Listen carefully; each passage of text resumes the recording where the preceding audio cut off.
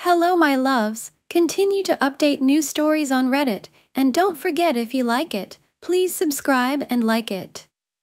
Now let's start new stories.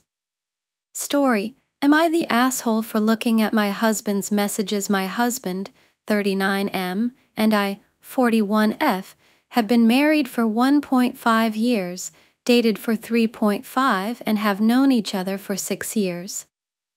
We are a blended family and have both had relationships. Am I the asshole for looking at my husband's messages? My husband, 39-year-old, and I, 41-year-old, have been married for 1.5 years, dated for 3.5, and have known each other for 6 years. We are a blended family and have both had relationships in the past and dealt with toxicity and cheating. The first week we started dating, I laid out all my boundaries with an exercise my therapist suggested that shows your wants/no-goes/places you'll compromise in a relationship. I told him about it and asked if he was interested in it, and he said yes, and we both learned quickly where our boundaries were. We continued to have good conversations about insecurities we were working on, reasons for some of our boundaries, etc. He still spoke to most of his exes, which I don't have an issue with in general. But I let him know I would not be okay with inappropriate conversations with exes, like flirting, sexting, etc., or using them as an emotional support if we hit a rough patch. I also point blank asked him if he kept explicit pics of his exes and told him, while I don't judge those that do, with consent, or want to do that, I would not be okay with that in a relationship. He said he didn't, and we moved on. Some backstory. I dealt with a really toxic relationship about a year before I started dating my husband. This partner talked to lots of women and exes over social media and constantly lied about it. I only found out because the women reached out to me. I had never gone through an ex's phone or computer, etc. A few months into our relationship, I say relationship because we were both clear that we were in a monogamous relationship. We had done the casual thing before, and this wasn't that. He kept bringing up a female friend of his and what she was going through, but the way he brought her up felt off.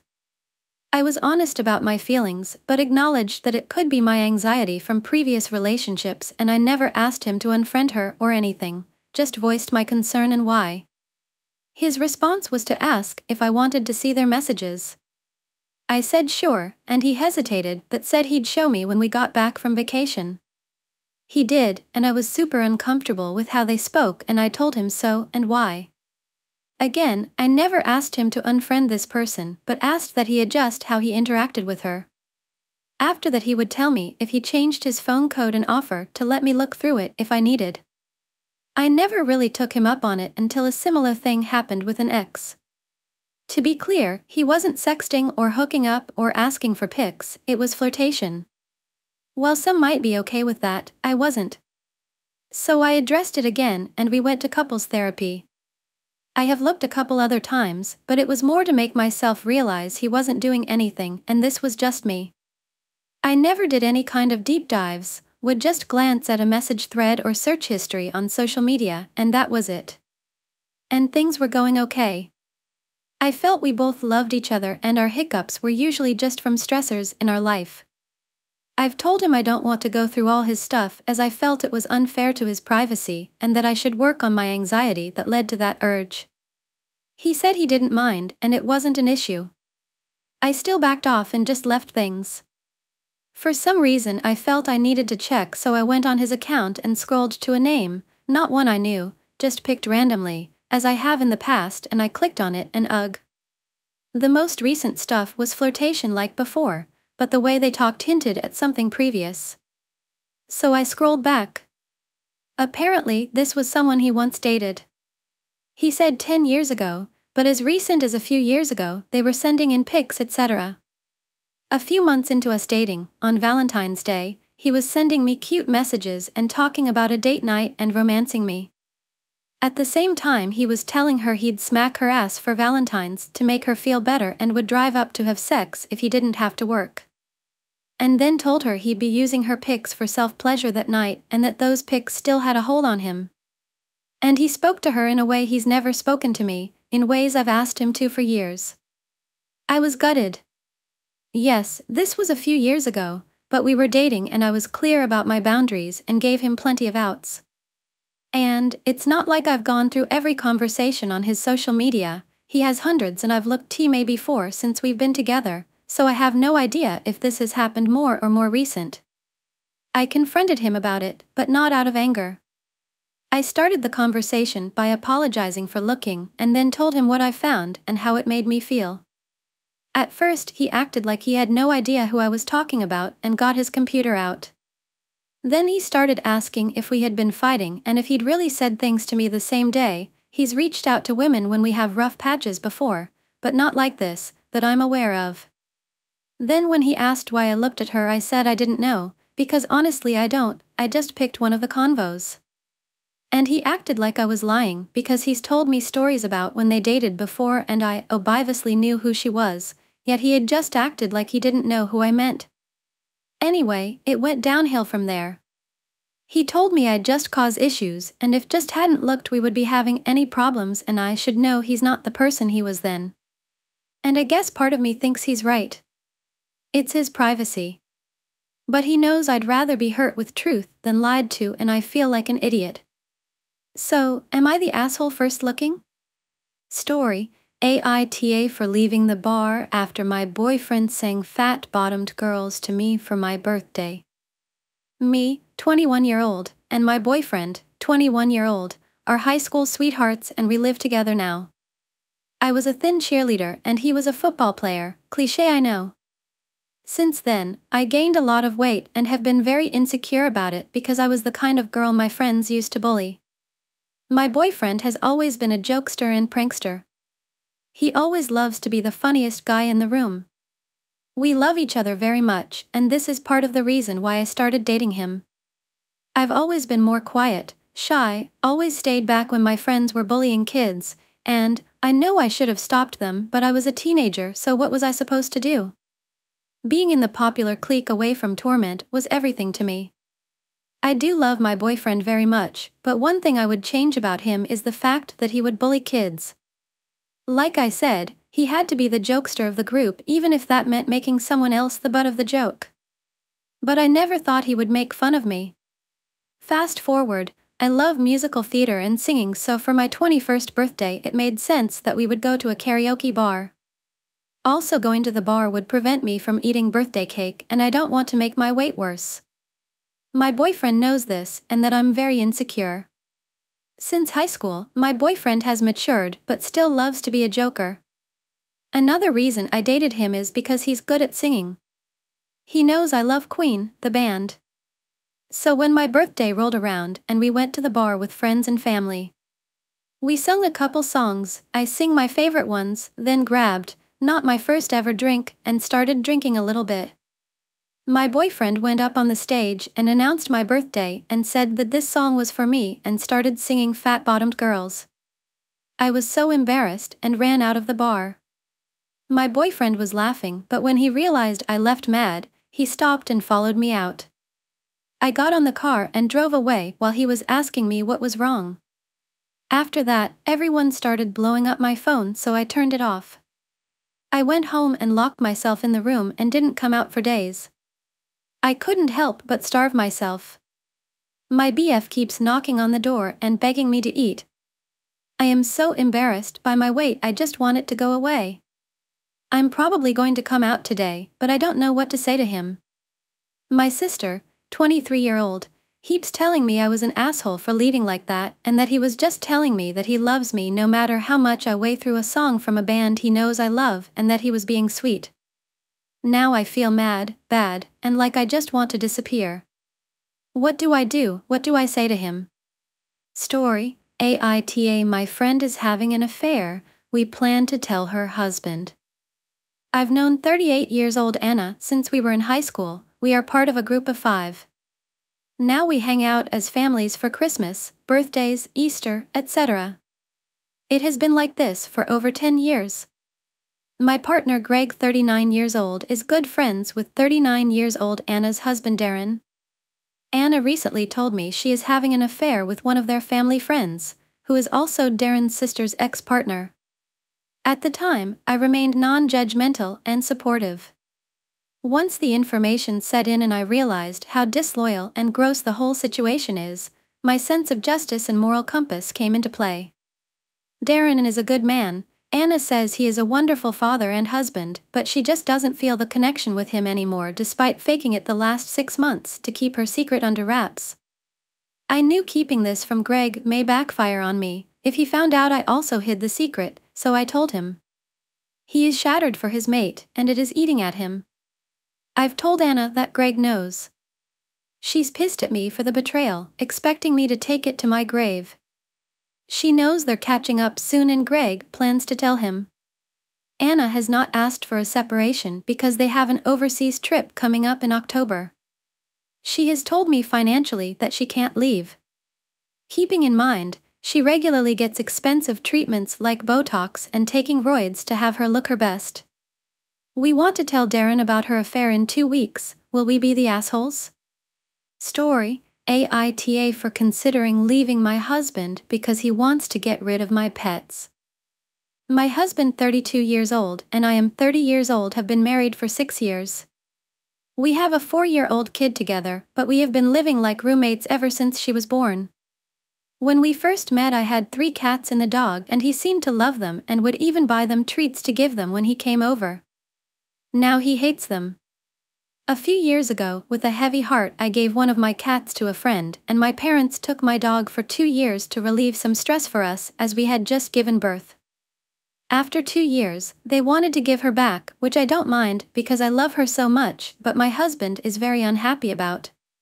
He always complains about how much buying them wet food costs, and he keeps saying, "Promise me you'll only give them one a day," but one of my cats has hardly any teeth, so he has to eat only wet food. And wet food isn't even that expensive. We're paying about $10 a week for cat food. But he's stressing so much about trying to buy a house, which is impossible RN, so I understand he's stressed about money. We both work, but he owns a business and works 7 days a week because he's so stressed about money. We've been wanting to have another child, don't know how that would happen considering we've only slept together once since our 4-year-old was born. He says he's too stressed to think about sex, but he said his deal is we can't have another baby until I get rid of 2 pets who are like family to me. I'm afraid we will never agree on this subject. He will never be happy while we have pets, and I'll never want to give them up. It's been causing so much trouble. We fight constantly, and I feel like I've been living in a loveless marriage for 4 years. He claims everything he does is for us, and that's why he works so hard, and that's how he shows his love. We make enough money to live comfortably and not want for anything. We also have $70,000 in stock, but this is still not enough to be able to afford a house in the area we are living now. My 2 cats are rescues and one clearly has a trauma background and is very scared and skittish. He scares them on purpose and whacks them and wakes them up whenever he walks past, and I've begged him to stop for years, but he still bothers them all the time. He also has asthma, but his main issue is not pet hair, it's that he's working too much and not getting enough rest and is overweight. There is also no cat hair in the room he sleeps in. Yes, we sleep in separate rooms because of his work schedule, because there are no pets allowed in his room, so the pet hair isn't really an issue. Story: AITA for being on my boyfriend's side of this situation. So this all started a few weeks ago when 3-year-old my niece lost my boyfriend's metal Cash App card. To those who don't know, that card is $50. So after I stripped the house looking for it multiple times, I told my sister that she owes him the money for it. I bring it up again yesterday to refresh her memory in case she forgot. My sister says that since she was being watched by my little brothers that my mom was responsible for it. I told her that because they aren't allowed to work that she's responsible for paying it back. She then told me to take it up with my mom. I told her again that since it's her daughter she is responsible. After like 10 minutes of going back and forth, she told me we had to take it up with God because she isn't doing it. My boyfriend got very upset. He has anger issues, so he's quick to go off. My sister only lives down the street from me, so my boyfriend storms down there. So he bangs on the door yelling that he wants his money. I tell him to cut it out because my nieces live there and I'm not going to jeopardize their living situation. He storms off and calls his sister to come beat my sister up. So I get anxious because his sister is heavy-set and has a reputation for beating people up. I had to beg and plead for her to let me in to talk. We did, and her response was, "I guess I'm fighting because I'm not giving him anything." This is after I tell her that she didn't have to pay immediately, just whenever you get it. So I leave. When I get back home, my mom starts berating me and saying that I should be on my sister's side because everything that they've done for him should cost way more than $50. I'm not the type of person that counts favors, and the times that he's come to visit shouldn't count as favors anyway because he was a guest and you should treat guests accordingly. So we go back and forth and it ends with my dad being called. So my dad tells me that my response to the situation doesn't sound too family-oriented. I explained to him what happened. He tried to make every excuse under the sun. I understand that because he doesn't want his daughters fighting. After trying to get him to hear me out, he accuses me of trying to get her out of some money. So some time goes by and my boyfriend hasn't returned. I call him to try and defuse the situation, but to no avail. My mom comes up to me after coming from my sister's house and questions me about the situation to see whose side am I on. I tell her that she should give him the money. She says that I shouldn't be on his side because it's always family first. She also told me that I need to take care of him because he's my responsibility. My boyfriend walks up right before my mom walks in, so she takes that as an opportunity to talk him out of it.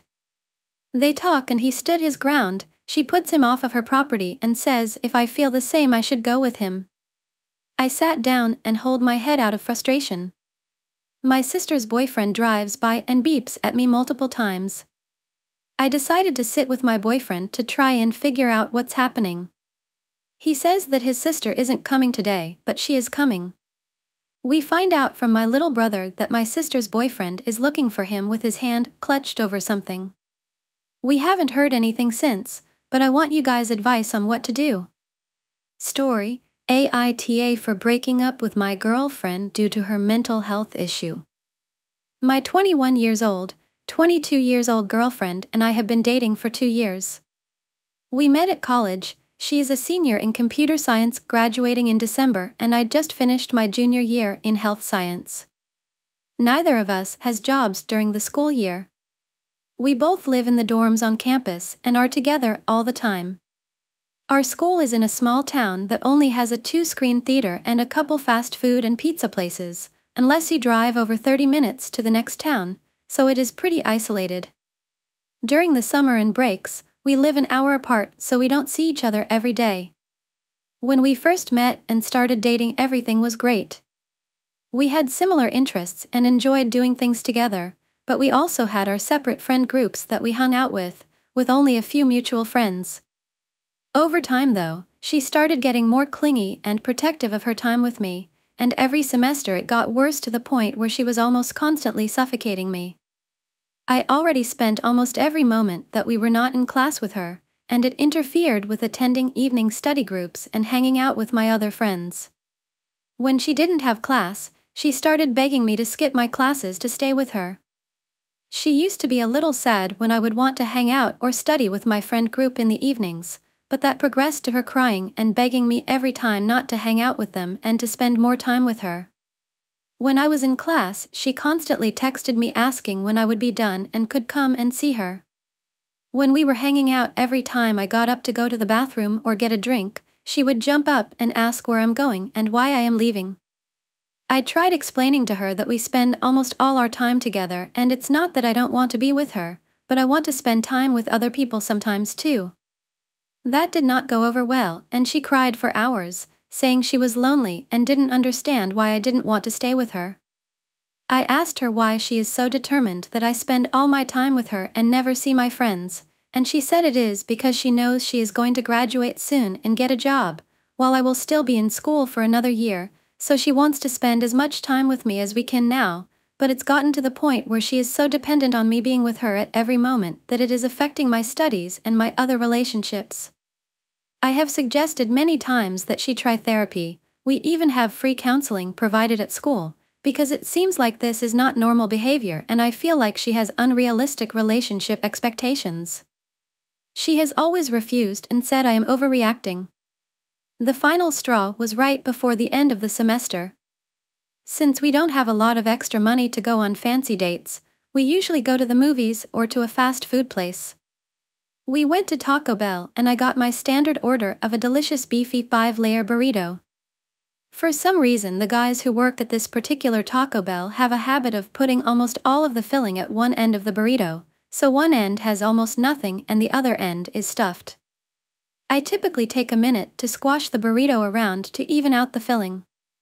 She was sitting across the table from me as I was doing this and started sobbing. I asked her what was wrong and she looked at me and yelled, "You touch that burrito more than you touch me." It had been building up for months that I had less and less feelings for her because of how needy she was, but I finally lost all romantic feeling for her in that moment. The next day I broke up with her, and it went even worse than I was afraid it would. I knew she would be upset and would cry, which she did, but she also screamed at me for hours saying that I was abandoning her when she needed me and all she wanted was to spend time with me because she loves me and there's nothing wrong with that, and finally threatened to hurt me and herself. I told her I was sorry things turned out this way, but that I couldn't continue to be in a relationship with her because of the way that she tries to control all my time and that I didn't really have feelings for her anymore. I went back to my room and she caused a scene several days in a row, banging on my door demanding I let her in so we could talk, and eventually my RA had to ban her from the dorm. She blew up my phone and email for weeks afterwards saying she never knew anything was wrong, or threatening to hurt herself or me. When school ended, she started driving an hour to my house every day. I put my foot down and told her I couldn't keep doing this, and while I would be okay still being friends with her, I could never have a romantic relationship with her and I would have to call the authorities if she continued stalking and threatening me. She stopped coming to my house thankfully, but she still calls, texts, and emails me multiple times a day and I have pretty much gone no contact. Where I might be T8 since then. Some of my friends have been saying that I am T8 because I ended it really suddenly instead of trying to work things out. They think she has dependent personality disorder and I am abandoning someone who needs help. I am actually worried she might hurt herself and I have thought about calling her brother. To me though, it doesn't make sense to stay in a romantic relationship for those reasons when I'm not getting anything out of it and no longer have any feelings toward her, and it's just making me miserable. Story: AITA for breaking things off with a man who increasingly gave me the ick. So to start this off, I am so sorry if this is long and messy and drawn out. I'm bad at this and just socializing in general. I am 32 years old, met a man 41 years old, who right off the bat came off very strong with his want to get to know me. Although in the beginning it was a little weird. I went with it thinking that maybe I'm the problem and I need to give people a chance. But as time progressed, his mannerisms became more difficult to deal with. Especially the way he speaks, which comes off as very ingenuine. He also always had corrections for anything I would say. Often telling me the right thing to do is such, and if we don't want others to interfere we have to do things wrong. Which to me is already weird and icky, because we are adults, so who are these people who have any type of say in a relationship? Next, things like the way he would kiss me while making like a weird whimpering noise that gives me second-hand embarrassment and cringe even typing about it, or how he would push PDA when I've explained 1,000 times that it makes me uncomfortable. During anything intimate I would feel very creeped out. He would call me and leave messages about how he needs me to top him off in the extreme detail. Just everything would make me feel so creeped out and so icky. Gosh, I sound like an awful human. But I just couldn't shake this icky feeling. He would try to push his ideal of who I am and how God picked me for him as a wife. Instead of it being cute or sweet, it was just too soon and too much. Including him trying to convince me to run away with him and get married and move in together. A couple of times he screamed at me, wrote me incredibly hurtful paragraphs. Went so far as blocking me. Then would tell his guy friends a completely different version of what happened, making me look crazy, and would laugh about it as he would tell me. So as this continued, I began to be more and more withdrawn. I am already quite introverted. I am also autistic. He would make me feel stupid and as if I am faking my medical diagnosis and that I need to work on myself to be better. He would complain about how quiet I am, but correct me and then everything I would say into a personal attack. I once mentioned that I was super upset when my parents forced us to move in March. He took this personally and stated that it was insensitive for me to say that to him and that because I met him he should have changed my mind about moving from my home of 30 years. I also made a statement about how men are gross due to some TikToks about men's hygiene and I was laughing about it and he took it extremely personally and lectured me about how cleanly he is and how he has handled sanitizer in his car and blah blah blah. Honestly, it became so exhausting just having any type of conversation with him. I tried multiple times to explain to him that I feel like he thinks I am broken and is trying to fix me and mold me to be his ideal partner and I cannot be that. He asked me for space when I was being very withdrawn. So I gave it to him. Which then resulted in him telling me he wants more from me in the relationship. Like what? I then hit my last straw when he had a screaming outburst again and unblocked me. I stopped responding to phone calls and texts. The last time we saw each other, spoke etc. was almost a month ago. But I finally bit the bullet and spoke to him and let him know that I think we are incompatible and that I don't have energy for the relationship and I just don't think it will work out. Clearly he was quite angry and began to get loud. I said I don't want to argue and I hope you have a great day and hung up. Story: AITA for threatening legal action and going no contact with my best friend over an apartment. On July 9th, I am 23 years old, was supposed to move into an apartment with 23 years old my best friend. My parents were willing to co-sign, but her parents were more hesitant when I began doing research and looking for apartments. After 3 months of planning, her parents decided not to sign the lease 2 days before we were supposed to move in. Their main reason for not wanting us to move into the apartment was because some Mexicans on a balcony looked at her mom when they drove by. Her parents are also very well off and could have very easily afforded to pay 10x the rent if they wanted to, so their reasons for backing out were not financial. My parents, on the other hand, are wonderful and I recognize the privilege I have when they paid for all of the application fees, $700 in everything that came up for us during the months between applying and our move-in date. After we paid for everything, my parents had to leave their jobs so we could move in with my grandpa whose health was declining. Neither of them have been getting an income since May and were never very rich. They came into money from a relative who passed in April and spent it on me, and after spending their savings on medical bills and needed renovations to my grandpa's house, they've been struggling financially. I live states away from my friends and my whole life. I also had a job I was supposed to start 3 days after we moved, and I was hoping to give part of that paycheck to my parents. The night her parents canceled, I called my BFF. I told her that my options were to find someone else to co-sign for the same place, or I would be moving forward with finding an apartment by myself. I told her the decision wasn't personal and I would love to live with her, but I needed to move for my job and my mental health. I have depression and have been falling in/out of depressive episodes since living at home with nothing to do and no one to talk to except my parents since December. I also have anxiety that has gotten worse with feeling like I need to start living my life while feeling stuck in the situation I was in. Finding an affordable place is easier for one person, especially BC. She wanted a 2-bedroom for reasons I completely agree with. I was freaked out, panicking, and angry with her/her parents for everything. My toxic trait is that I lash out when I'm angry. I am aware of it, so I was trying to handle everything well. I got frustrated when my BFF kept saying I don't know and wouldn't give me an answer about if she wanted to move in together. I snapped and said that if we didn't get the apartment together, my parents would ask her parents to reimburse them the $700 for application fees and money they spent on a storage unit, moving truck, and a caregiver for my grandpa so both of them could help me move. Also said that my parents might take legal action if they refused. This was mostly true, but it wasn't something I wanted to tell her. BC. I didn't want her to feel like I was pressuring her to say yes to something she might not be comfortable with since she would be going against her parents. I said it purely for the sake of scaring or hurting her, and I know that it was wrong. We hung up after I said that and I still hadn't got an answer. The next day, I texted her to see what she wanted to do. I was still angry with her, but we had fights before and we always worked it out, so I knew it would be fine, but we needed to figure out apartment stuff first since it was so time sensitive.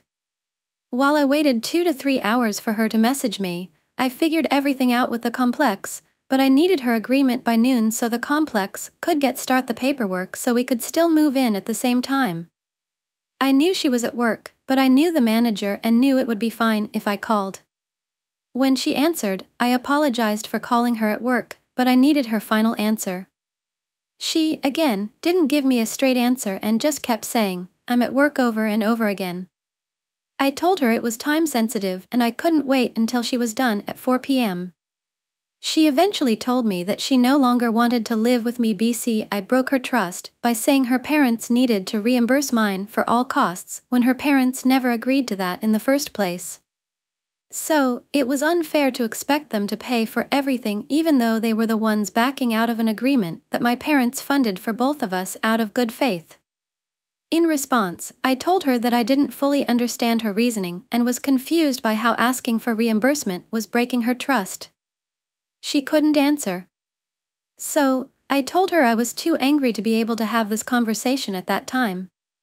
As I said before, I unreasonably lash out when I'm angry, and sometimes the best thing for me to do is take a step back.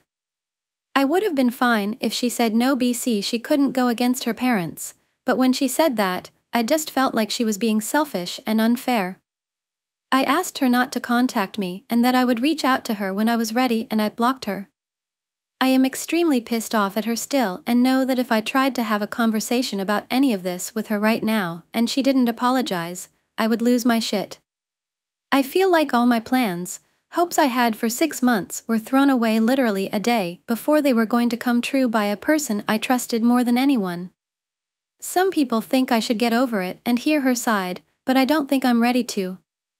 I love her and I grieve not talking to her, but I'm trying to figure out who I can stay with so I can work, reaching out to people searching for roommates, and I just found out my grandpa is dying and probably won't make it to the end of the week.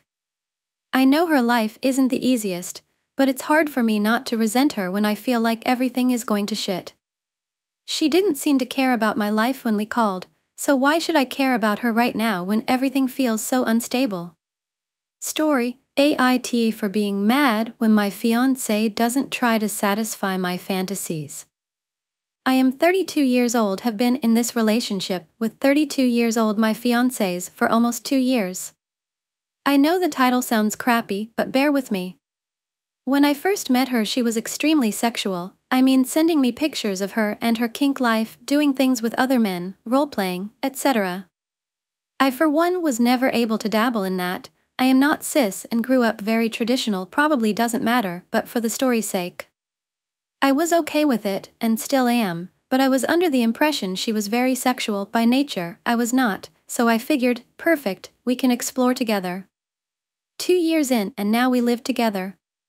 We've talked about our turn-ons, etc., but we've fallen into this weird phase where depending on my hormones I feel very submissive. Not all wear women's clothing, etc., but my love language is acts of service. I see her as my queen, it makes sense and turns me on to do as she says, etc. I do everything around the house. I cook, clean, laundry, I make her dinners and make sure when she gets home from work everything, and everything is taken care of. I work from home and find time not a big deal. I grew up very independent and love to help where I can. I guess my issue is that I've relayed to her that I would love to have more time with her and maybe exploring a more intimate part of it. A more kinky side, if you will, where I maybe have to ask for permission for certain things and she denies me, etc. Nothing crazy, just you can't do this till this is done type of things. We've talked about it, she says she's into it, she says she wants to try it, but it never happens.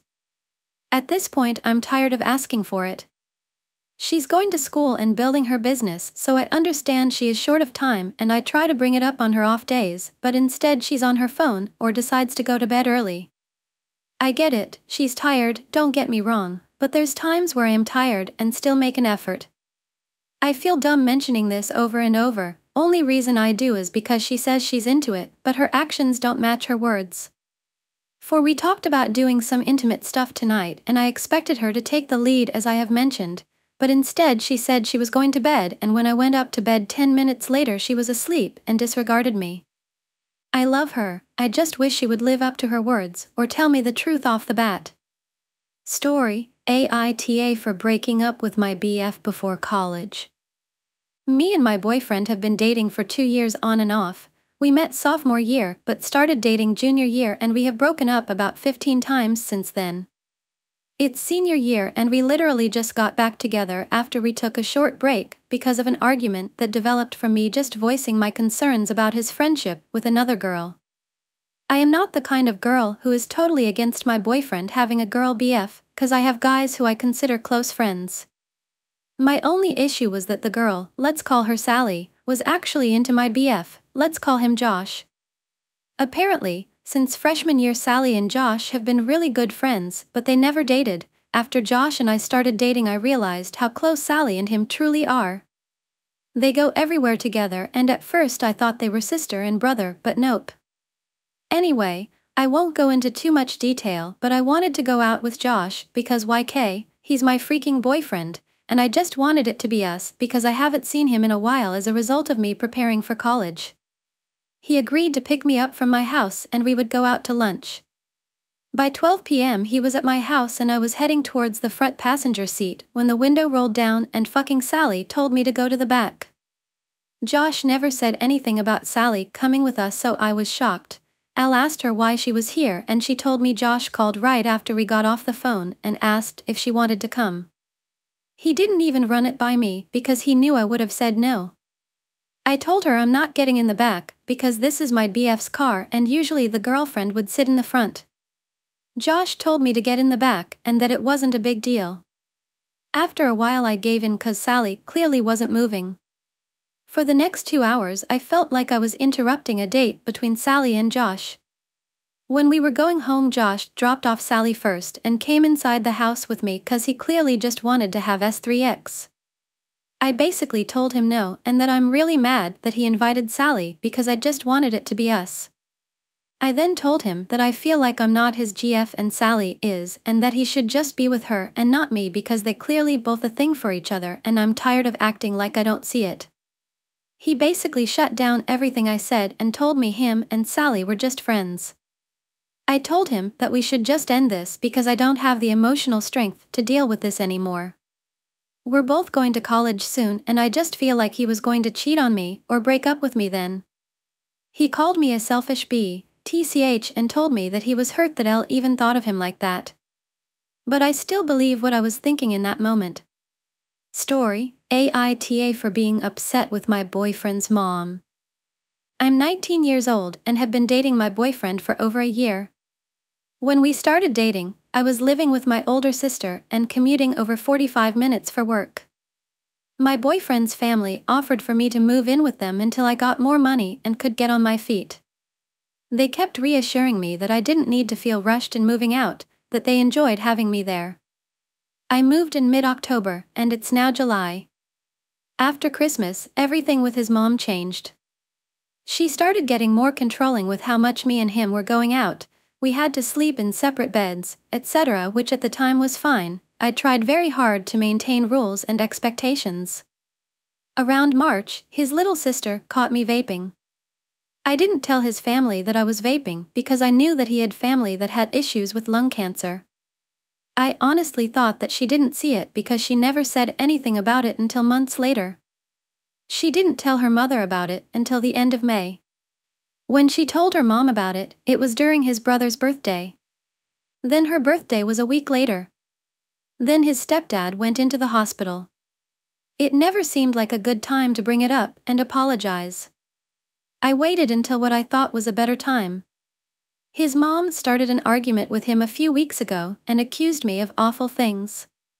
I decided it was probably a good time to just apologize for everything. I sent her a message saying, I really hate to do this over text, but I feel like I need to go ahead and address everything.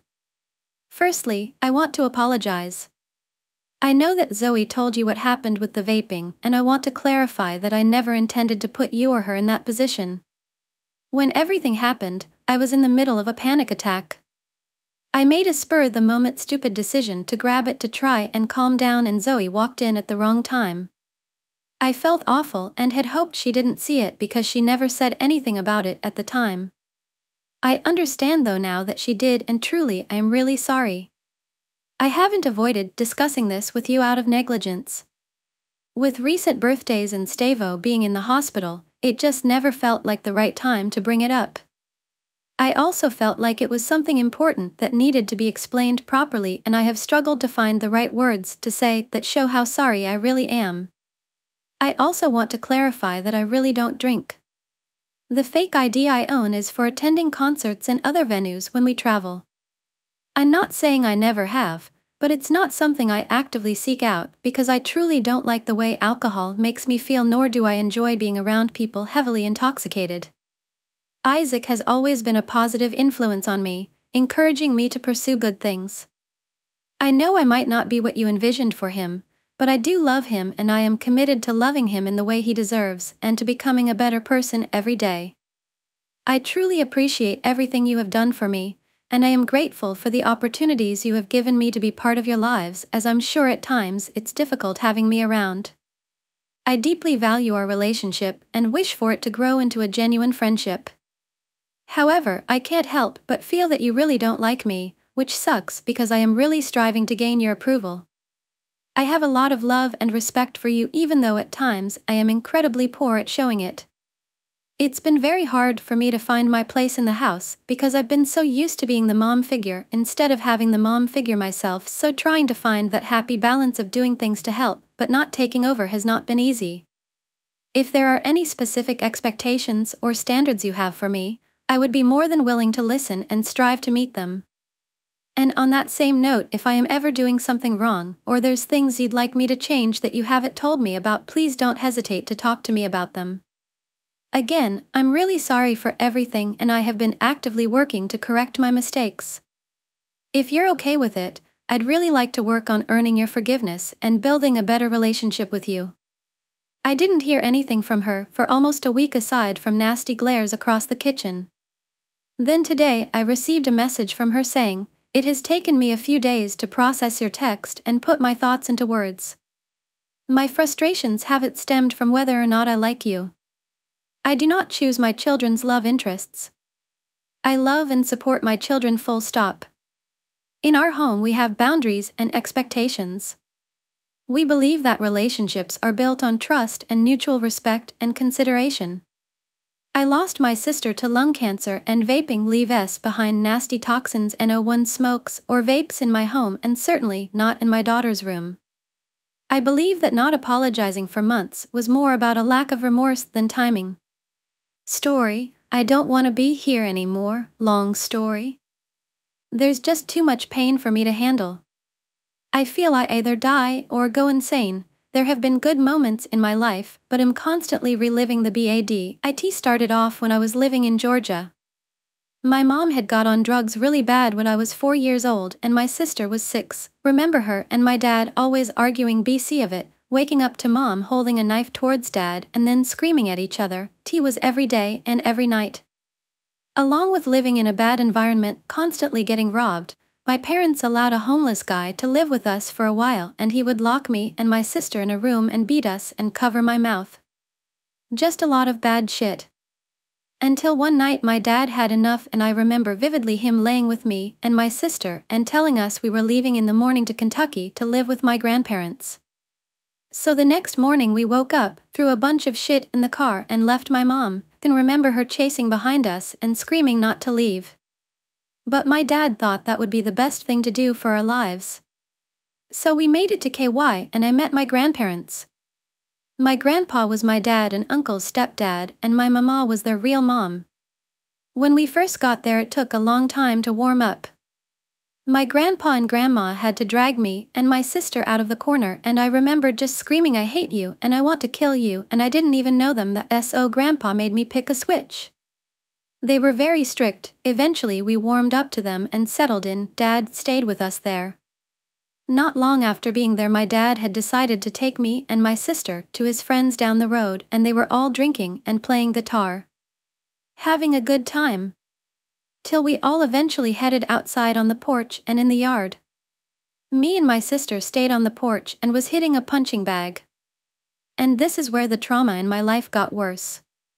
Nathan, my dad's friend, was very drunk, and I remember him walking outside with his eyes closed with a shotgun barrel to his head, faced towards me and my sister. And boom. I remember it all. My dad tried to calm us down and say that he accidentally shot himself in the leg. But that wasn't true. He had killed himself right in front of us. A couple months pass since that, and my mom starts calling my dad saying she's off of everything and she's doing better. So my dad tells me and my sister he is gonna be gone for a couple of days to pick mom up. I remember hugging him, bawling my eyes out, saying please don't leave, but he had to. But then a couple days go by and he's not back. Papa and Mama say he's spending time with our mom for a while. We were extremely sad but figured we would see him again. But no. December 13, 2009. My dad had picked my mom up and on the way back got into a fatal crash and died. My mom survived. The time we thought he was staying with mom in Georgia, he was actually in a coma for 6 months, the day my grandpa told me he had picked me up from daycare and my sister from school. He said there was good news and bad news. He told us to choose one or the other. We both chose good news. He said our mom is back, but wouldn't tell us the bad news until we got home, where my family was in the living room crying because they found out about him dying, and so did we. My mother had to pull me away from the casket. She stayed for a week after the funeral. Then one morning me and Sissy woke up and she wasn't here. She had abandoned us without even saying goodbye. So now my mom is back in Georgia, on drugs even worse, and me and my sister are living with my grandparents. Fast forward 3 years. I'm around 8 years old, my sister is 10-11, have already been through hell, but that wasn't all. Remember I was taking a shower cleaning myself, and when I get out I hear the door sling open. It's my grandpa. I grab a towel and try to cover my body and he's just pulling it out of my hands trying to reveal me. He had a camera. He took multiple pictures of me naked and scared. And I'd rather not know what happened with them. He also molested my sister in many different ways. We didn't realize what he had done until we got older. I was 13 and my sister brought up something he had done and it made me realize what he did to me. So we both decided to tell my uncle. My uncle told us not to confront him or anything and seemed like he believed us. The next day at school I told my cousin Audrey about it and she started bawling her eyes out, and it had gotten around to the office. Eventually I'm called to the office and one of my aunts are there to pick me up. She looks angry. As soon as I get in the car she asked me very irritated, what have you and Emma been making up about my dad? We were in middle school and she instantly shut us down. My grandpa called us crazy. The family believed it and sent my sister off to an institution, and when she got back my grandpa had molested her again, and I backed down completely and said it was all a lie on my part because I thought they wouldn't love me anymore and I wouldn't have a family, and why grandma had cancer during this time and died in 2013. The whole thing had blown over not long after and we were pretty much silenced. My sister came back eventually but always snuck out and tried to find ways to not be there. So it was me, my sister, and Papa. Until my sister was 18, then she was out of there. So it was just me and my grandpa, and my mind had completely tuned out everything, I guess for the best, to keep my sanity and not kill him. Stayed with him as his health got worse and he had gotten dementia and his liver was failing. He started forgetting everything and defecating in the floors, and I had to keep a baby monitor beside him in his room and one in mine. My aunts would sometimes come check on him and ask me how he was doing, and they had me take care of him and clean him up and everything. He eventually got to the point he was stuck in a hospital bed in the living room, right where my grandma passed. His days did not go on much longer and I got on pills in this part of my life, so it was all just a bad time. He died not long after. So I moved into my aunt and uncle's, but ran away and stayed at a friend's the majority of the time. Sissy had her own place now and gave birth to my nephew a couple years later. I was 17 ATM. My mind was and is now in a darker place. I don't talk to any of my aunts and uncles anymore because of our past. I am now 20 and 4 months ago my biggest nightmare became a reality. March 25th my sister is struck by a truck right down the road from her house and died from the impact. She was texting me 3 days before on how she doesn't want to be here anymore. And it was just a couple weeks after she had my other nephew. She was 22 years old and suffered most of those years from the things we witnessed together. My best friend and only person who could completely understand me. She got hit in the middle of the day and it hasn't been announced if it was an accident or not yet. The people left are the ones who silenced us and our mom who abandoned us.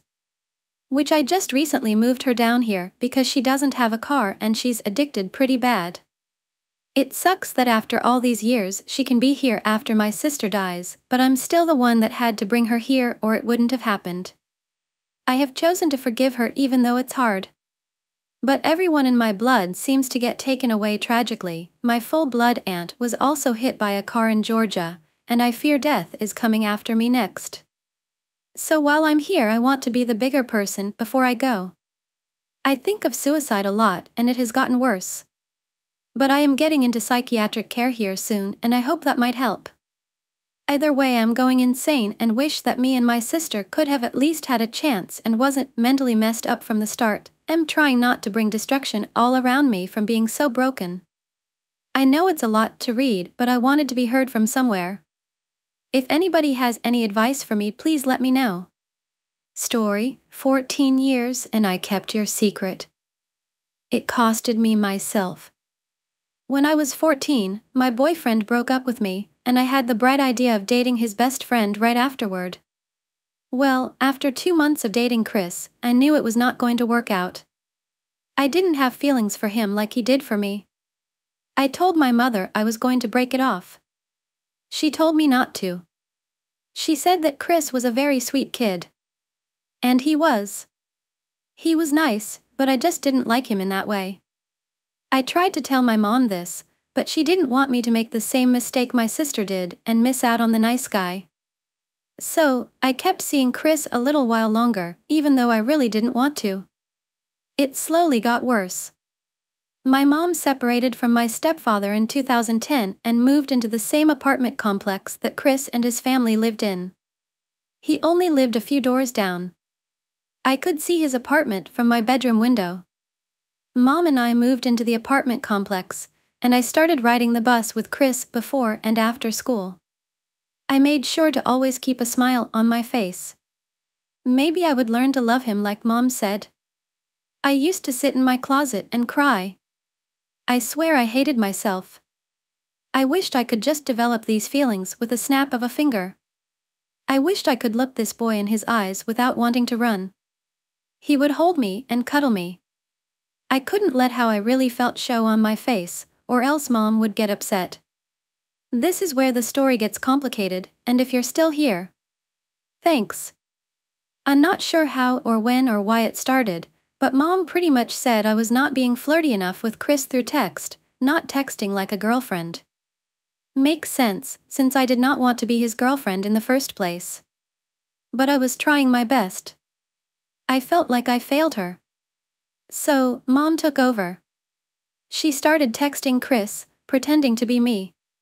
She would tell me anything I needed to know before I went out with Chris anywhere. So, she was the person behind the phone, but I was the one Chris was dating. After a while, I could tell he was starting to wonder why I acted so different in person than through text. We dated for a little over a year and 2 months.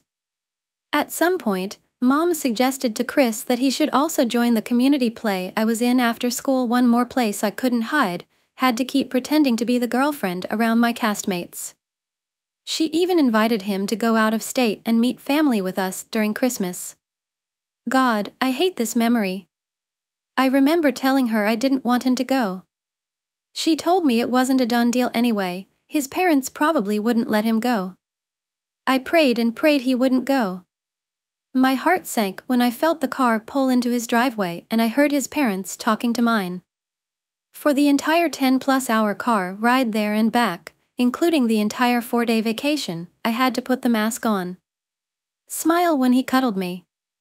Giggle when he would tell me how much he loved me. Inside, I felt like the fucking devil. He deserved someone who had those same feelings for him. Okay, time for a plot twist, just to keep things interesting, of course. At some point, some girls started to bully me online, leaving mean comments. In all honesty, they never bothered me that much. But Mom created a fake account, pretending to be a teen girl the same age as me, Molly. Molly was my age, and we met through my older cousin who was in the foster care system in a completely different state, so we only kept in contact through text messages. Keep in mind, Molly is not real. But to me, she was. Mom would stay up for hours at night looking for pictures and editing them online to make them all look like or similar enough to what this Molly girl looked like. I don't know if I can write in words how deep this went. Molly needed friends to be real, so Mom purchased multiple burner phones for each one. She had multiple spiral notebooks with all the different login Facebook accounts for each person. She would only really use Molly, or as far as I know, to talk to people. I found out later she didn't just use Molly to reply to rude comments. She had me talk and act like Molly was real when I was around certain people. Oh yeah, I saw Molly last week, etc. Right before Mom let me break up with Chris, I started secretly dating a boy named Frankie. I was head over heels for Frankie. He was my first love, and we ended up dating for a little over 2 years. Ready for another plot twist? Frankie had a younger brother named Marco. Both Frankie and Marco did not have the best home life with their guardian. Oftentimes, they would get locked out to sleep in the backyard, or they would have to find something to eat in the dumpster behind the fast food restaurants where they lived. When my mom found this out, she invited them both to live with us. Frankie was 18, and Marco and I were both 16 or 17. Marco is only 8 months older than me. Mom came into my room and laid down next to me one night. I could read the text on her phone over her shoulder. It was from Marco, and it had a winky face. I don't recall what it said, but it made me uncomfortable. I told her, "Mom, he's flirting with you." She tried to brush me off with, "Oh, don't be silly, he didn't mean anything by it." A few days later, they both came to Frankie and me and confessed they started dating. Neither one of us took it well. Mom and Marco argued and fought a lot.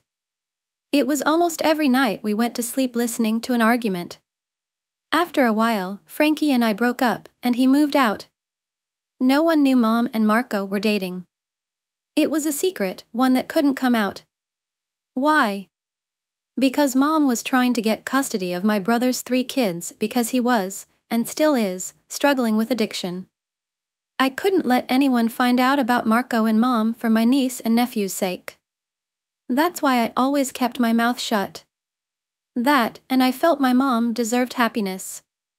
She was forced to marry my dad at a young age. I'm in therapy, I know now none of this is an excuse for what she did. She had issues and never worked through them, and now I get to suffer. Before Frankie and I broke up, we went on a trip to the beach. All 4 of us together. Mom and Marco shared a room, and Frankie and I shared the other room. Looking back now, I know how bad this looks. But back then, I was just excited to be with my boyfriend. One night was spent being the mediator between Mom and Marco because they got into an argument. I always defended her. Whenever people would ask why Marco lived with us when he wasn't related to us, I kept the secret. But now I know the truth. After my stepfather passed away, I did what I was always scared to do and did the math from the memories I can remember. And the math broke my heart. You were 45. He was 17. You keep saying, "Oh, I wish you would get over the problem you have with Marco." If he wasn't here, who would help me? I never chose Marco over my kids. Bullshit, Mom. And you know how I know that's bullshit? Because Marco still lives in that house with you. Multiple family members have told you how they felt about Marco, and not once did I say you ever chose him over your kids. But the truth is, you absolutely 100% have chosen Marco over your children. Remember when Marco told me I was the reason for your blood pressure rising? Or what about that giant mirror he broke with his fist while y'all argued? You drove him to the ER while I cleaned up the glass. I asked him to put the dishes away, and he cussed me out, so I locked him out of the house. He climbed through a window to get back inside. I thought that would have been the final straw, but no, he's still here. I realize now, Mom, you're a narcissist, and I love you, but you hurt me, and I spent my whole life safe inside my mind. Now I have complex post-traumatic stress disorder, trying to just figure out who I am at 27 years old. Bye and see you again in the next videos and stories.